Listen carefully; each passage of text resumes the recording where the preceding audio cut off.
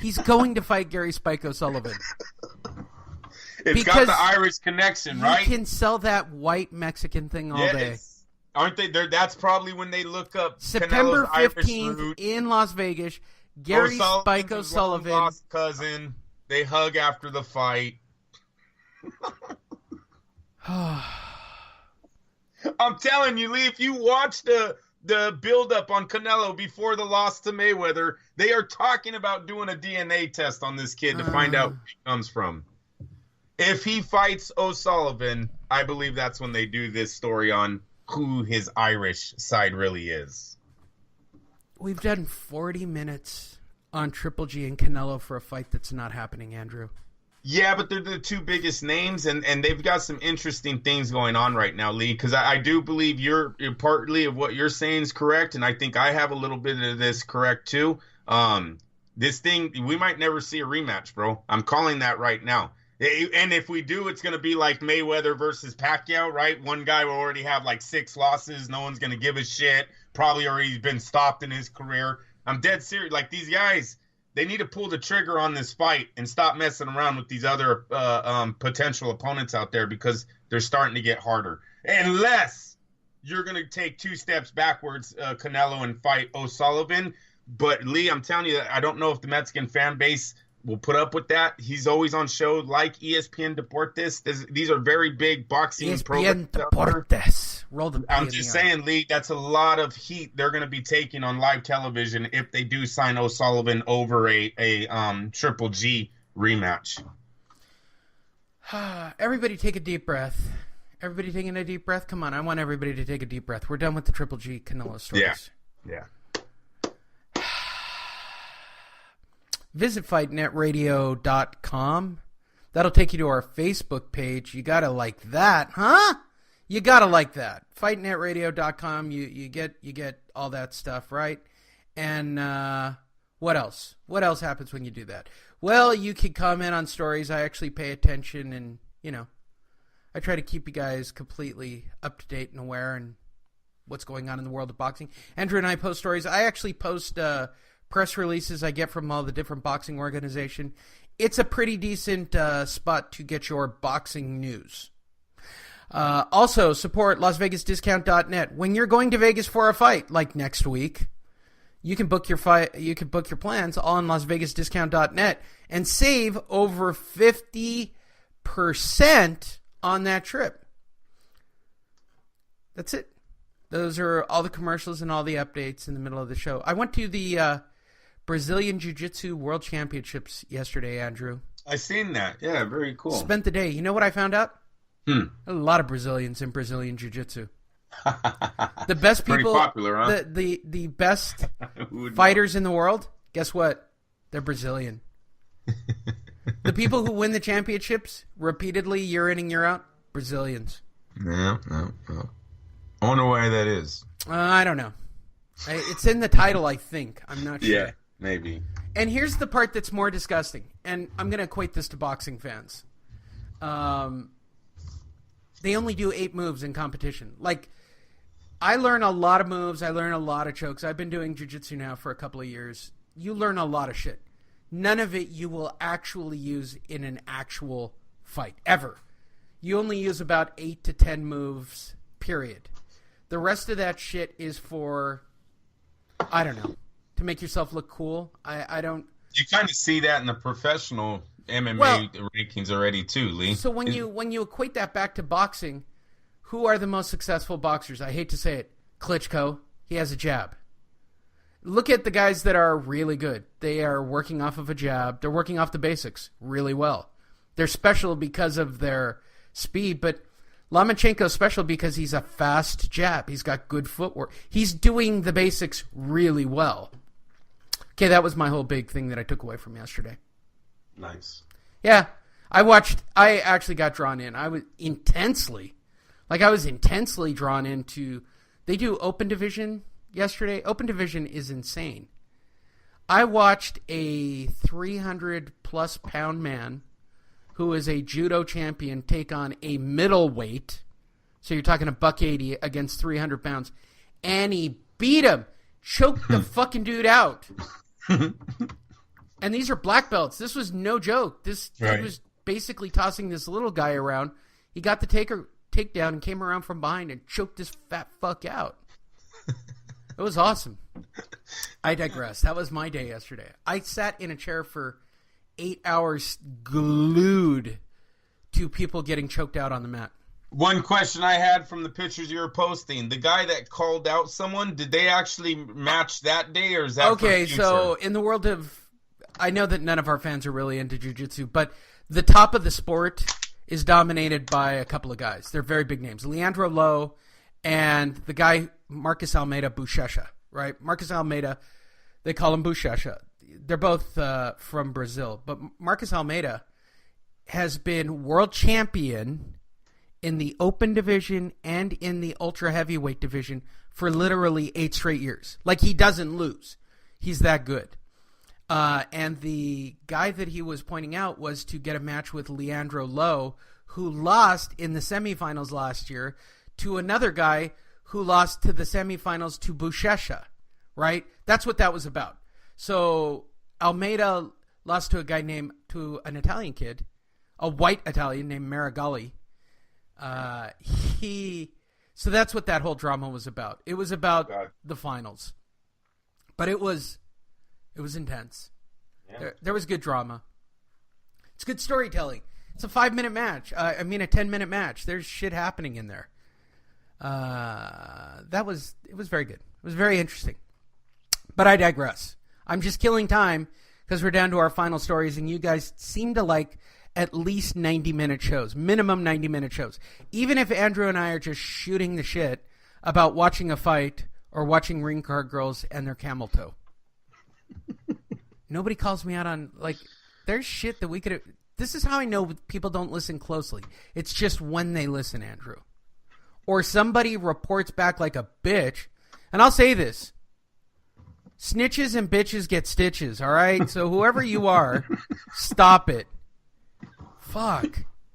Do you know what Lee said and Andrew laughed at? Snitches get stitches. You're threatening Lee, we will find you. Listen, whoever you are. I know how to choke people out. Just saying it out loud. All right, let's start with Dana White, shall we? As reported by Boxing Scene, the source for online boxing, Dana White denies that he tried to steal Joshua from Hearn. I bet he did. UFC President Dana White is making calculated moves to enter the sport of boxing. Of course he is. Earlier this year, White revealed that he would create Zuffa Boxing to invade the boxing industry. Behind the scenes, White has been approaching numerous fighters, and I would imagine PBC fighters. One of those fighters is the WBO, WBA, IBO, IBF champion, and recognized as the lineal champion and the ring champion, Anthony Joshua, who's 21-0 with 20 KOs. Back in March, there were rumors that White offered Joshua hundreds of millions to come on board, but White rejected those rumors. I never made him an offer ever, White said. The rumors came out of thin air. I never made him an offer. We were supposed to meet, but never talked money, or we never did anything, according to White. This isn't even really the kind of deal I was looking for to structure. So they actually pay good money. Yeah, that's crazy money, because when we talked, he told me that he was going to stay with Eddie Hearn. He told me that he was going to stay with Eddie, but he's never going to get rid of Eddie, and that was never the plan. Like, I was trying to move in and steal him from Hearn. The deal was that I felt we could give him a lot of value in the United States, so we could cut some kind of deal for the U.S. He's big in England. Everybody knows him in England, and I have a machine to make him big in the United States. That was the plan. That's a smart idea. I don't know. I don't know if there's truth to it. There is, Lee. And Lee, come on. They were trying to get into boxing. No, they're going to get into boxing. I don't know. I'm going to break the news to everybody. You ready? Dana White and Zuffa Boxing Promotion are going to buy out the PBC. Yeah, but Lee, they're. I'm calling it now. Wait a minute. June 3rd, that doesn't mean shit anymore, Lee. Because but you get all those contracts. No, Lee, there's no more. The Charlo brothers are out looking for guys right now. Chavez Jr. looking for guys right now. who else you've seen, there's been so many PBC guys that are signing elsewhere right now. No. All right, hold on. I'm on their website, which is still live. They're not out of business. Guys, something. Here's who they have still. Look it up. I'm going to tell the fans something. Okay. I think Dana White's going to be removed here soon from the UFC because he's not getting it done anymore. That deal that Fox Sports made, that was done off of the backs of the fighters of the UFC that have had the history of getting fans there. It really didn't have nothing to do with what Dana White did this year or what he said to Fox. Dana White has failed this new management numerous times here in the last few years, Lee, and generating stars, keeping stars, getting into the boxing world. Now you go after 2 undefeated boxing champs, don't land either one of them, can't land a Mayweather fight. Remember that Mayweather MMA thing? What happened to it, you guys? Totally died. Totally went because they don't have the money. Floyd's over here asking for major money that these people don't really have right now.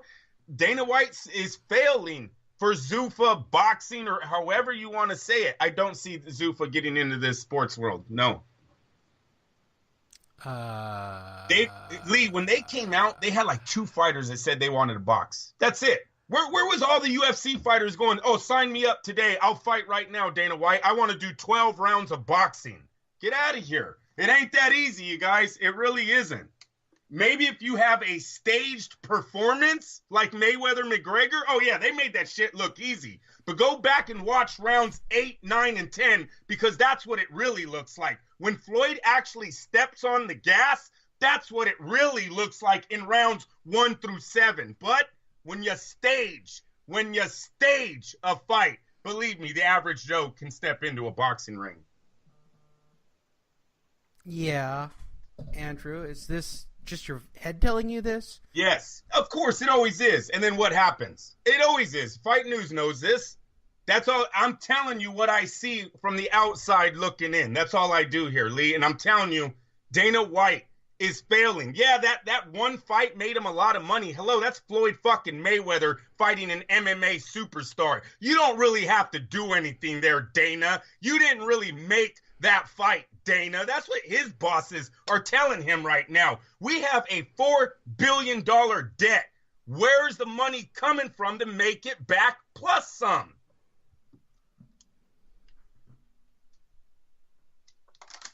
You know, I was looking for a cosigner on the most racial statement ever made on the show, and it was by Andrew Labouche. I'll remind you guys. What did I do again? Tacos don't create abs. Yeah. Listen, Kellerman. Tacos don't create abs.